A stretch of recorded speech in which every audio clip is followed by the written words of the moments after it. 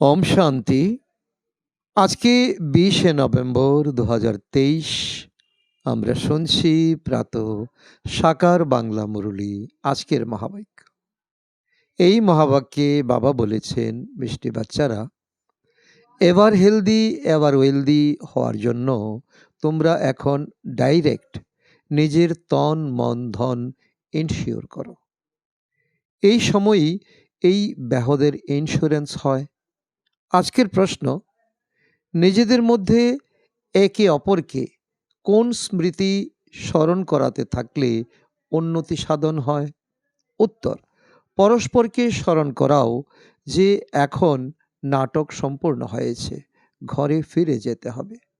অনেকবার এই পাঠ করেছ, 84 জন্ম পূর্ণ করেছ, এখন শরীররূপী বস্ত্র পরিত্যাগ করে ঘরে ফিরে যেতে হবে। এটাই হলো তোমাদের অর্থাৎ রুহানি সোশ্যাল ওয়ার্কদের সেবা।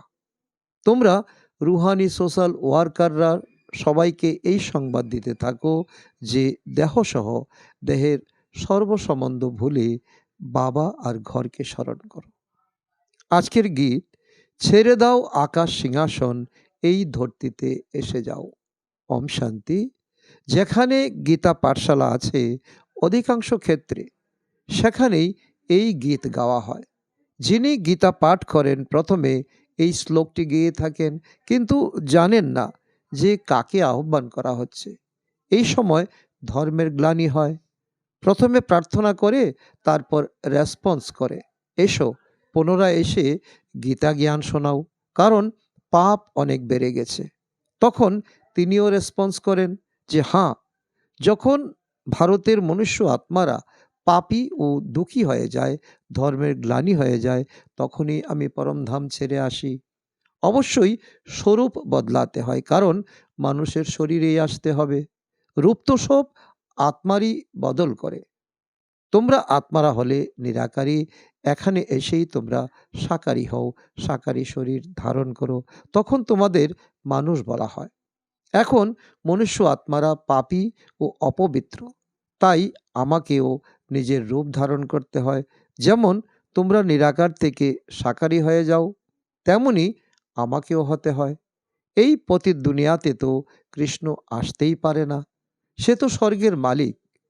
মনে করে যে কৃষ্ণ গীতা জ্ঞান শুনিয়েছিল, কিন্তু কৃষ্ণ তো পতিত দুনিয়ায় আসতেই পারে না, থাকতেই পারে না। তার নাম রূপ দেশ কাল অ্যাক্ট সবই একদম আলাদা। একথা বাবাই বলেন। কৃষ্ণের নিজের মাতা পিতা আছে, মাতৃগর্ভেই তার রূপ রচনা হয়। আমি গর্ভে প্রবেশ করি না, আমারও তো অবশ্যই রথের দরকার, তাই আমি ওনার অর্থাৎ ব্রহ্মার অনেক জন্মের অন্তিম জন্মে প্রবেশ করি। প্রথম স্থান হলো কৃষ্ণের, ওনার অনেক জন্মের অন্তিম জন্ম হলো তার 84তম জন্ম অর্থাৎ দাদা লেকরাজ। তাই আমি ওনার মধ্যেই আসি, প্রজাপিতার নাম রাখি। উনি নিজের জন্মকে জানেন না। কৃষ্ণ তো এমন বলবে না যে আমি নিজের জন্মকে জানি না। ভগবান বলেন, যার মধ্যে আমি প্রবেশ করেছি সে তার নিজের জন্মকে জানে না, ভুলে গেছে। আমি জানি, কৃষ্ণ তো রাজধানীর মালিক, প্রথম প্রিন্স। শতযুগে হয় সূর্যবংশীয় রাজ্য বিষ্ণুপুরী। বিষ্ণুপুরী, বিষ্ণু বলা হয় লক্ষ্মী নারায়ণকে। যখন কোথাও ভাষণ হয় তখন এই রেকর্ড বেশি করে বাজানো হয়, কারণ এ তো ভারতবাসীরা নিজেরাই গায়। যখন ধর্ম প্রায় লুপ্ত হয়ে যাবে তখনই তো পুনরায় গীতা জ্ঞান শোনাবো। সেই ধর্মই পুনরায় স্থাপন করতে হবে। ওই ধর্মের কোনো মানুষই এখন নেই, তাহলে সেই গীতা জ্ঞান এখানে কোথা থেকে এলো? বাবা বোঝান, বাচ্চারা, শতযুগে ত্রেতাতে কোনো শাস্ত্র ইত্যাদি হয় না। এ সবই হলো ভক্তি মার্গের সামগ্রী।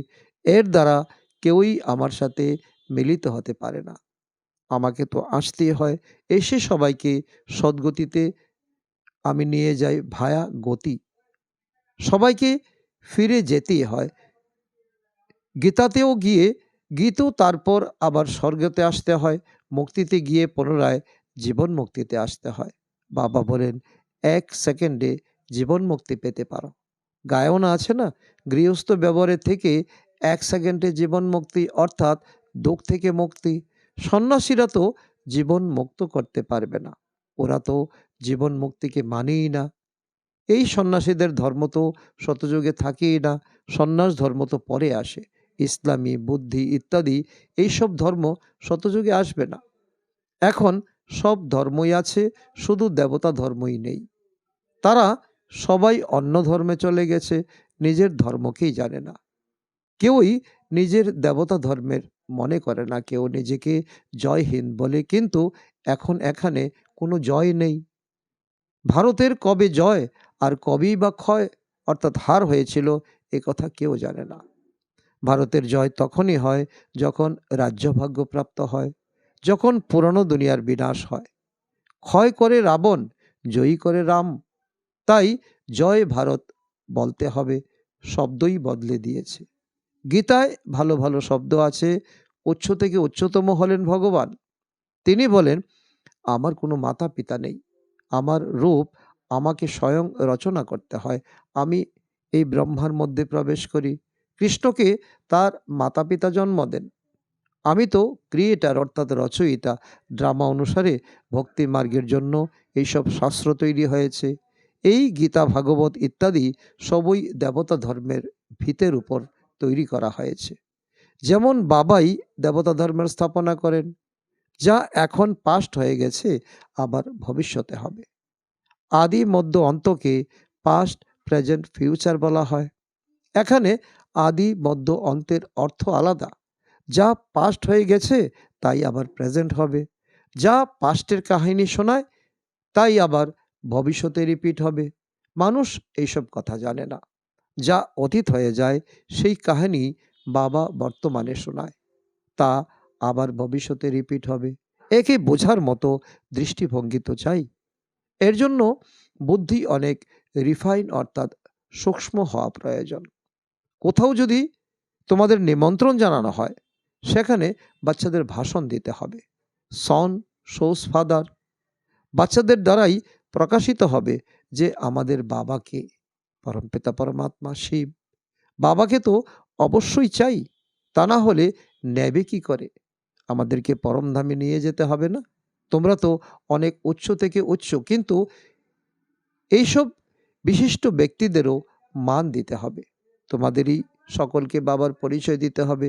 সবাই গডফাদারকে ডাকে, প্রার্থনা করে, হে গডফাদার এসো, কিন্তু তিনি কে তা তো জানে না। তোমরা শিব বাবার মহিমা গাইবে, শ্রীকৃষ্ণের মহিমা গাইবে, আর ভারতের মহিমা গাইবে। ভারত শিবালয় অর্থাৎ স্বর্গ, হ্যাভেন ছিল। ৫,০০০ বৎসর পূর্বে প্রথমে দেবী দেবতাদের রাজ্য ছিল, তা কে স্থাপন করেছিল? অবশ্যই উচ্চ থেকে উচ্চতম ভগবান স্থাপন করেছিলেন। তাই উচ্চ থেকে উচ্চতম নিরাকার পরমপিতা পরমাত্মা শিবায় নম বন্দনা করা হয়। শিব জয়ন্তী ভারতবাসীরাই পালন করে, কিন্তু শিব কবে এসেছিল তা কেউ জানে না। অবশ্যই হ্যাভেনের পূর্বের সঙ্গম এসেছিল, অর্থাৎ কলিযুগের অন্তিমে। তিনি বলেন যে প্রতি কল্পের সঙ্গম যুগে আমি আসি, প্রত্যেক যুগে নয়। এখানে ভারতবাসীরা ভুল করে দিয়েছে, গীতা খণ্ডন করে দিয়েছে। যদি প্রত্যেক যুগ বলা হয় তাহলে 4 অবতার হওয়া উচিত। তারা তো অনেক অবতার, 24 অবতার দেখিয়েছে। এক বাবাই হলেন উচ্চ থেকে উচ্চতম, যিনি হ্যাভেন রচনা করেন। ভারতই স্বর্গ ছিল, নিরাকারই ছিল। তাই তোমরা এই প্রশ্ন করতে পারো না যে তাহলে বাচ্চার জন্ম কি করে হবে? সে তো যা রীতি রেওয়াজ থাকবে সেইভাবেই চলবে। তোমরা কেন চিন্তা করো? প্রথমে তো তোমরা বাবাকে জানো। ওখানে আত্মার জ্ঞান থাকে। আমরা আত্মা এক শরীর ছেড়ে অন্য শরীর ধারণ করি, কান্নার কোনো কথাই নেই। কখনো সত্যযুগে অকালে মৃত্যু হয় না, খুশি মনে শরীর ত্যাগ করে। বাবা এও বুঝিয়েছেন যে আমি কেমন করে রূপ বদল করে আসি। তিনি কৃষ্ণের কথা বলেন না, সে তো মাতৃগর্ভ থেকে জন্ম নেয়। ব্রহ্মা বিষ্ণু শঙ্কর হলো সূক্ষ্মবতনবাসী। এখানে প্রজাপিতা ব্রহ্মাকে অবশ্যই চাই। প্রজা তৈরি করতে হবে না? তোমরা হলে ওনার সন্তান। ওই নিরাকার বাবা হলেন অবিনাশী, আমরা আত্মারও অবিনাশী। আত্মা হিসেবে পরমপিতা পরমাত্মা আমাদের পিতা, শরীর হিসাবে ব্রহ্মা আমাদের পিতা, কিন্তু আমাদের পুনর্জন্মে অবশ্যই আসতে হয়। এই ড্রামা বানানোই আছে। তারা বলে যে আবার এসে গীতা জ্ঞান শোনাও। তাহলে যারা এসে চলে গেছে তারা আবারও অবশ্যই চক্রতে আসবে। বাবাও এসে চলে গেছেন, আবারও এসেছেন, তিনি আসতে থাকবেন। তিনি বলেন পুনরায় এসে গীতা জ্ঞান শোনাই। যখন বাচ্চারা দুঃখী হয়ে যায়, এই দুনিয়া পতিত হয়ে যায়, আহ্বান করা হয় না, পতিত পাবন এসো। তাহলে এ অবশ্যই পতিত দুনিয়া, সবাই পতিত। তাই তো পাপ মোচনের জন্য, ধোয়ার জন্য গঙ্গা স্নান করতে যায়। এই ভারতই স্বর্গ ছিল, ভারতই হলো উচ্চ অবিনাশী খণ্ড, সকলের তীর্থস্থান। সব মনুষ্য মাত্রই এখন পতিত। সবার জীবন মুক্তিদাতা হলেন বাবা। এত বড় সার্ভিস যিনি করেন, অবশ্যই তার মহিমা গাওয়া উচিত। অবিনাশী বাবার জন্মস্থান হলো এই ভারত। তিনি সবাইকে পবিত্র বানান। বাবা নিজের জন্মস্থানকে ছেড়ে কোথাও যেতে পারেন না। তাই বাবা এসে বোঝান যে বাচ্চারা, আমি কি রূপে, কিভাবে রূপ ধারণ করি, সব কিছুই ধারণার উপরে নির্ভর করে। ধারণার উপরেই বাচ্চারা তোমাদের পদপ্রাপ্তি হয়। সবার মুরুলি পরা এক ধরনের হয় না। যদি সবাই কাঠের মুরুলিও বাজায়, তবু একই রকম বাজাতে পারে না। প্রত্যেকের পার্টও আলাদা আলাদা। এইটুকু ছোট্ট আত্মার মধ্যে কত ভারী পার্ট ভরা থাকে। পরমাত্মাও বলেন, আমিও পার্টধারী। যখন ধর্মের গ্লানি হয়, তখন আমি আসি পরমধাম ছেড়ে। ভক্তি মার্গেও আমি ভক্তির ফল দেই। ঈশ্বরের নামে দান পুণ্য করা হয় না, তাই ঈশ্বরই তার ফল প্রদান করেন। সবাই নিজেকে ইনশিওর করে, জানে যে এর ফল পরের জন্মে পাবো। তোমরাও ইন্স্যুরেন্স করছো 21 জন্মের জন্য।